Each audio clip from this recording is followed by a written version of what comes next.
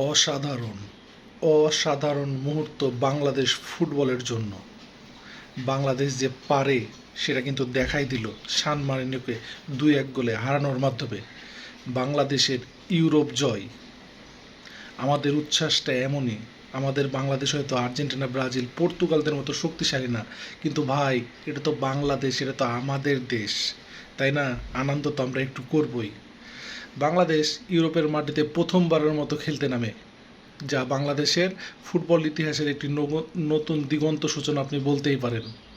সেই ম্যাচে আমরা সান মারিনোর মাঠেই তাদেরকে 2-1 গোলে হারিয়েছি।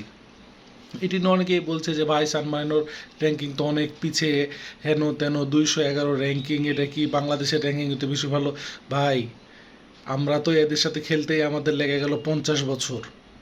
আস্তে আস্তে হবে। আমরা যে ইউরোপের একটা দলের সাথে খেলতে গেলাম, তাদের সাথে কম্পিটিশন করতে পারলাম, এটাই তো আমাদের জন্য মেলা।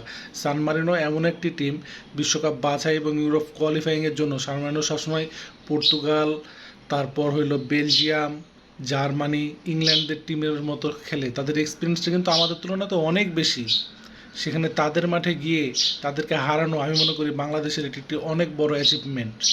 কথা বলা যায় খেলোয়াড়দেরকে নিয়ে, বাংলাদেশের খেলোয়াড়দের আজকে চোখে মুখে ছিল মানে জেতার একটা যে প্রয়াস, এটা অনেক দিন পর বাংলাদেশের ফুটবলারদের মাঝে দেখা গেছে।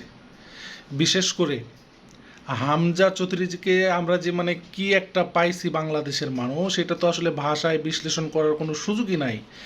অসাধারণ, কোন জায়গাতে ছিল না হামজা?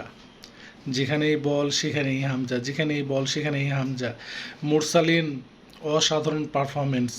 খেলার প্রথমার্ধেই 35 মিনিটে সাদ কিন্তু একটা গোল মিস করে বসে, কিন্তু গোল মিস করাটা আমরা দেখছি, কিন্তু যে গোলের সুযোগ বা বলটি তৈরি করেছিল কিন্তু সাদ নিজেই, যদিও বলটি বারের উপর দিয়ে মারে। তাছাড়া খেলার 19 মিনিটে আমরা এগিয়ে যাই, কিন্তু প্রথমার্ধে কিন্তু আমরা লিডটি ধরে রাখতে পারলাম না। কেননা এটি কিন্তু গোলকিপারেরও কিছুটা ব্যর্থতা আছে এবং ডিফেন্স লাইনের আমি বলবো যে কিছুটা আছে। এখানে কিন্তু কোচের কাজ করার অনেক জায়গা আছে। আমাদের এই ম্যাচ থেকে শিক্ষা নিতে হবে, ম্যাচের কি ভুল, এটা থেকে অবশ্যই পরবর্তী ম্যাচে আমাদেরকে আরও ভালো করতে হবে। তাছাড়া বাংলাদেশের যে বর্তমান কোচ, তারও কিন্তু এটি প্রথম ম্যাচ ছিল। সে কীরকমভাবে পার হলো এটা কিন্তু আপনারা অবশ্যই কমেন্টে জানাবেন। আমার কাছে মনে হয় যে তাকে সময় দিলে বাংলাদেশ ফুটবলটা হয়তো একটু ডেভেলপ করবে। বিশেষ করে প্রথমার্ধে তো বাংলাদেশ কিন্তু খুবই ভালো ফুটবল খেলেছে, যদিও 31 মিনিটের গোলটি তারা খেয়ে বসে, কিন্তু তারপরও ভাই আক্রমণগুলো কিন্তু ছিল চোখে পড়ার মতো। বল পার্সেন্টেজও এগিয়ে ছিল কিন্তু আমাদের বাংলাদেশ। বাংলাদেশের জয় হোক, আমরা বাংলাদেশের সাথে আছি। হামজা জামালদেরকে অসংখ্য ধন্যবাদ এই জয়টি এনে দেওয়ার জন্য। আসসালামু আলাইকুম।